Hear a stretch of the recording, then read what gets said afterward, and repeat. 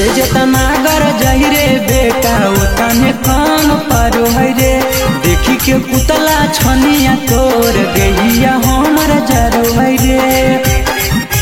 रे बेटा। जेतना गर जाहि रे बेटा उतने काम पारो है रे। देखी के पुतला छनिया तोर गहिया हमर जरो है रे। पैसा आइते सुन रे बेटा घमंड से देना फूल रे। जे पैदा कल कौरे बेटा ओकर गेना भूल रे। जे पैदा कल कौरे बेटा ओकर गेना भूल रे।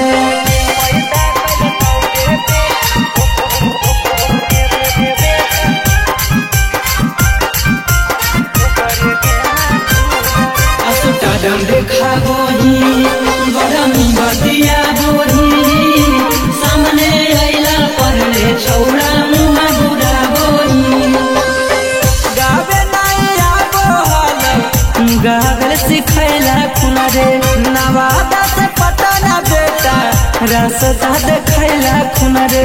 याद हम हो सब भूला गया।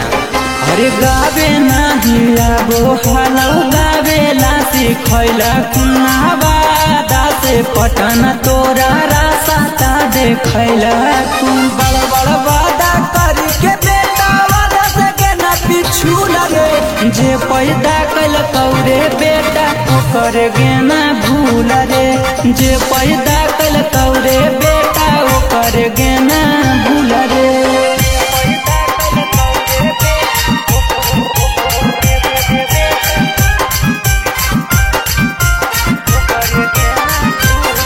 काहे तू धाधाही रे काहे पगलाही रे। मीडिया में आके रोजे काहे छोड़ियाही रे। बीसू के कोरा से तू दुनिया लेना देख रे। उल्टे ओकरा गाना पर मरा वही नास्टरे करे। सुन ले अरे आवारा म्यूजिक से तू दुनिया लेना देख रे।